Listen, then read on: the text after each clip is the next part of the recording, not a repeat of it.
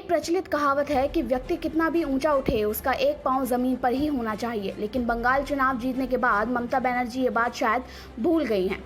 यास तूफान पर रखी गई पीएम सीएम मीटिंग में तेवर दिखाने के बाद अब वो माफ़ी मांगने की बात कर रही हैं। नमस्कार, हमारे इस चैनल पर आप सभी का बहुत बहुत स्वागत है। मैं मानवी जैन अब आपको बताऊंगी कि कैसे अब ममता बनर्जी की अकड़ पीएम मोदी के आगे पानी पीती नजर आ रही है। कुछ मामलों में कुछ नहीं करना भी बहुत कुछ करने के बराबर होता है। यही हाल अभी बंगाल के मामले में भी देखने को मिल रहा है। ममता बनर्जी ने जिस प्रकार से अपनी हेकड़ी से पीएम मोदी को अपमानित किया, उस पर हाल ही में केंद्र सरकार ने एक्शन लेते हुए बंगाल सचिव को वापस बुलाया है। लेकिन इतने में ममता की हवा निकल गई है और अब वे पीएम मोदी के सामने घुटने टेक चुकी हैं। नवभारत टाइम्स की रिपोर्ट के अनुसार जब पीएम और मुख्यमंत्री के साथ होने वाली बैठक स्थल पर हम पहुंचे तो हमसे कहा गया कि पीएम मोदी कुछ देर पहले पहुंच चुके हैं और बैठक चल रही है।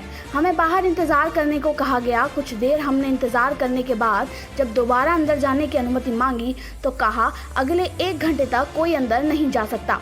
ममता ने आगे यह भी कहा यह मीटिंग केवल राजनीतिक बदला लेने के लिए बुलाई गई थी। ओडिशा और गुजरात में हुई समीक्षा बैठक में तो राज्यपाल और विपक्ष के नेताओं को नहीं बुलाया गया था। हमें जो बताया गया ये उसके एकदम उलट था। यह मीटिंग केवल पीएम और सीएम के साथ हो रही थी, इसलिए हमने पीएम को रिपोर्ट सौंपने का फैसला किया और दीघा के बीच के दौरे की अनुमति उनसे मांगी। मैंने प्रधानमंत्री से 3 बार अनुमति मांगी। हम उनके चरण तक छूने को तैयार हैं।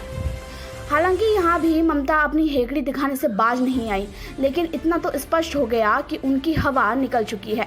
ममता अपने आप को देश के संविधान और प्रधानमंत्री मोदी से भी ऊपर समझती हैं। इसके कारण साइक्लोन यास से हुए नुकसान को लेकर हुई मीटिंग में ममता ने पीएम मोदी को अपमानित करते हुए उन्हें आधा घंटा इंतजार कराया और कुछ फाइलें सौंप कर चल दी। इस पर केंद्र सरकार ने एक्शन लेते हुए उनके प्रमुख सचिव को वापस लोक कल्याण एवं पेंशन मंत्रालय में नियुक्त करने का प्रस्ताव दिया। लेकिन जिस प्रकार से ममता सफाई दे रही हैं, उससे स्पष्ट होता है कि केंद्र सरकार के एक्शन ने उनकी हवा टाइट कर दी है और वे किसी तरह अपनी ध्वस्त छवि को बचाना चाहती हैं। अन्य खबरों के लिए, ताज़ा खबरों के लिए हमारे चैनल के साथ जुड़े रहिए। लाइक, शेयर, सब्सक्राइब करना ना भूलें। तब तक घर रहिए, स्वस्थ रहिए। नमस्कार।